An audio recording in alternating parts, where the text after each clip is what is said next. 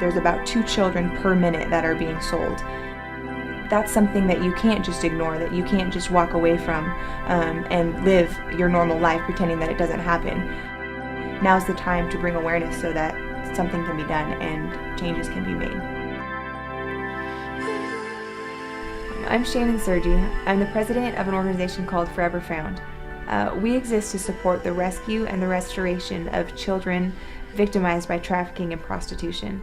The way we do this is by getting artists involved, artists who are willing to donate all or a portion of the proceeds from their art, from their music, their photography, their books, whatever it may be, to the children that are victimized by this horrific evil, that are sold into sex slavery, that are going through things we couldn't even imagine. And the way that we help these children is by supporting aftercare homes that are rescuing these children. A heart that seems to cry, oh daddy, why did this happen to me? Why did I see the things I've seen and they took my heart and soul, buddy, please come and rescue me.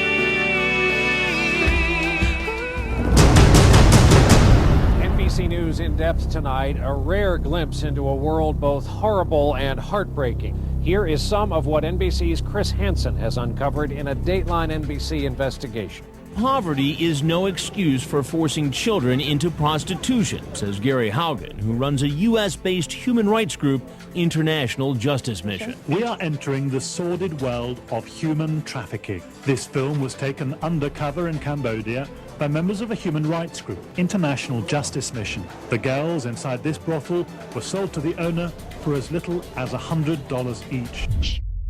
Right now, in America, there's over 200,000 children that are trapped in child prostitution, that are either being trafficked from overseas or American children in this kind of bondage, in this kind of slavery. Currently, if you average out the numbers, there's about 2 children per minute that are being sold. Right now, human trafficking is a $32 billion industry. It's tied with the arms industry as the second largest criminal industry in the entire world. I love the vision of Forever Found and how we are helping to raise support to help these aftercare homes rescue these girls out of basically this rape for profit. This cause is so close to my heart because I think children are just so beautiful. God has created such an innocence in them. And when you hear stories and see footage of men robbing these children of their innocence and involving them in this sexual exploitation, it just grips your heart, and you can't ignore it. But you know that even with just saving one child's life, that it makes it worth it. The fact is that it's happening here, it's happening in America, it's happening next door, it's happening right underneath our noses, and for years everyone has pretended like everything's fine. Domestically, I'd say the average age for a child prostitute is about 11 to 15. Children can get taken into child prostitution by their parents getting them involved, by their parents selling them, by their parents being their pimp, their parents prostituting them. A lot of times in America they get lured away from these pimps, so these pimps will go into places to feed upon these innocent children who can be lured away. So whether it's malls or near high schools, near junior highs, places where kids could get into trouble or hang out. A lot of times it'll be like a relationship type setting. So they'll find a girl who's maybe has some emotional struggles or some pains, and they'll prey upon that and make them almost feel like they have this love for this pimp, this relationship with him. One girl specifically that just broke my heart to no end was from Oregon. Basically, since she was about 10 years old, her father became her pimp. He began pimping her out to support his crack cocaine habit, and he got her hooked on crack cocaine. And so the way they supported that entire habit was by him driving her around and forcing her to sleep with men all day. The way that she got into telling me her story was by starting to tell me about this man that she missed because she was in love with him. He rescued her from her father and put her up in a motel, and made her only sleep with him. Not only in this aftercare home is dealing with being raped multiple times in a day for years, but she is in love with a over 40-year-old man and misses him because he's in prison and dealing with incredible withdrawals from one of the most addictive drugs there are. Yeah, her father was prostituting her out, but obviously he was able to support his drug habit and his daughter's drug habit because there was enough men that would want to purchase an 11-year-old girl every day. The idea was born that we would take an album and give it 100% of everything we did to it towards something that we're passionate about. And Shannon and I happen to both also be passionate about the same things. Me through my friendship with Lana, and Shannon just through things that she's been passionate about and things she'd been doing. And one of my great friends, Lana Vasquez, is a founding member of one of the organizations that we support currently. And I've known her for 14 years. I met her before she got involved in all this and just watched her grow and learn how awful of a thing this is to kids. I heard that a child's virginity can go for as much as $3,000 in Bangkok. I heard 8-year-olds, 9-year-olds being sold down for child prostitution. I heard about this 8 years ago, and I just heard about these little girls, and I heard about the poverty and the situation. Some of them are sold, but some of them are tricked, and some of them in this culture, some of them think it's their duty to sacrifice their body and their life for their family. And it just broke my heart. She would be sold when she's about 8 or 9. They have to service about 20 men a day. At that young age, they have to break them in. First, they break them in for 2 years.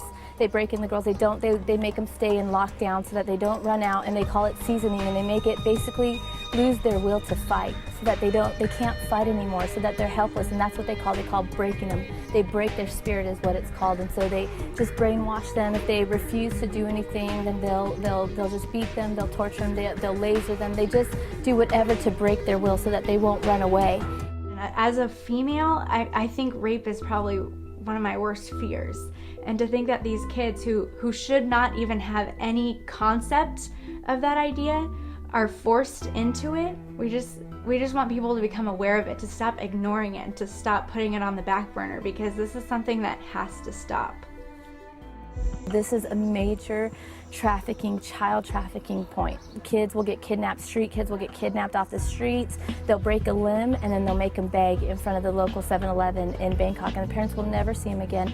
Burma is right, I mean, it's a stone's throw over the border. And so because of that, there's the poverty there, the exploitation, just the desperation. People are just flooding over these borders, and so parents are selling their children left and right. 500 baht, 1,000 baht a child, $20, $30, and they'll sell their children. It's just getting more and more desperate.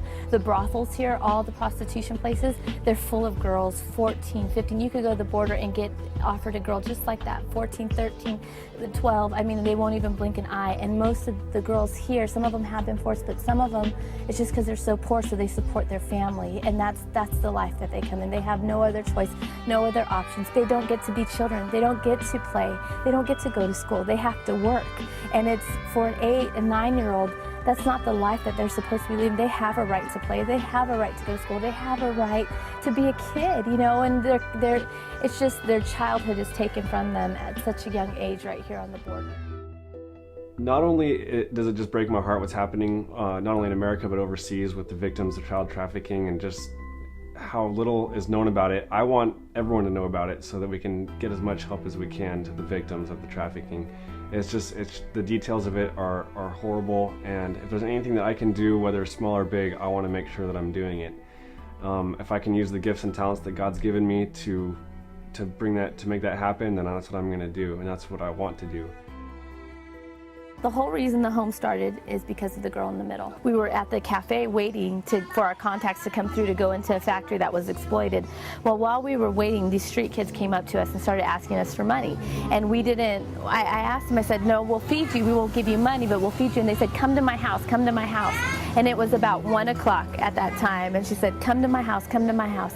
And so just in my heart, I just heard, go with her, go with her. And so we got everybody, we got the whole team, and we loaded the kids in our car and we went to her house. And so we pulled up and we got to this place that looked, I mean, worse than any crack house. It was like just basically 4 poles with like rice sacks hanging for walls, holes. It was a 2-story and there was holes in the ground, and they had little ones running around. So we pulled up to this house. I mean, it's just, we've never seen anything like this ever been even in Thailand. I've never seen even a village like this, the worst village. It was just a squatter house, an abandoned house, and they all lived there. Well, we sit down on the ground and they told me in Thai, she's going at 4 o'clock, she's going to Bangkok. And I asked her, I said, what is she going to Bangkok for? And they said, oh, no money, no money. Our family has no money. And I said, well, you know what's going to happen to her. You know you cannot sell her. And she said, oh, no money, no money. I have too many kids. I have all these kids. I cannot support them. She goes, one daughter already in Bangkok, one daughter already in Bangkok. And she said she'll go be with her sister. She'll go be with her sister in Bangkok. And so I started talking to her, and she said the traffickers, they're coming at 4 o'clock to come and get her. They're coming at 4. And I started talking to her. I said, well, how much? She goes, I already paid, invested 500 baht for them to carry her to Bangkok. And I said, well, what will it be to get her back, to buy her back from the traffickers? She goes, oh, well, you'll need to give me another 500 baht, which 500 baht is about roughly $18. And I said, okay, I'll give you the money back. Don't let her go, don't let her go. And she said, well, and I said, what if you sell her to me? What if I buy her? And she said, well, then if you buy her, I need to add on another 300 baht, which is like roughly $10. And so it went from $18 to about $28, 24, 28 with the rate. So I told her, I said, so will you sell her to me? Will you sell her to me? So we're negotiating. In the room, everybody's screaming because everybody wants something out of it. The aunt screaming, I want a cell phone, I want a cell phone. The other uncle is screaming, I brought you over here, so I need money out of it. So everybody's screaming what they can get out of the sale for her. And so finally I tell the mom, I'll give you that, I'll give you the money and more. And so basically she said, okay. In the end, we settled at 800 baht, which is like roughly $24, $27, about that. And she said, all right, take her. We came down and we got her in the truck. And as soon as she got in the truck, the traffickers pulled up to get her. And so that little girl was driving away as soon as the traffickers were pulling up. We left at almost exactly 4 o'clock, and her life was saved just in time. There's no reason, when Jesus says love your neighbor as yourself. I mean, how can I go through my day in my warm house, with my beautiful baby boy that I just had? How can I go through my day and through my life enjoying that when there's girls that are being raped and that have never had a mom love them, and so I think that the reason that I am just devoted to this is really because of God's love for me and the fact that I don't know what I'd be without that.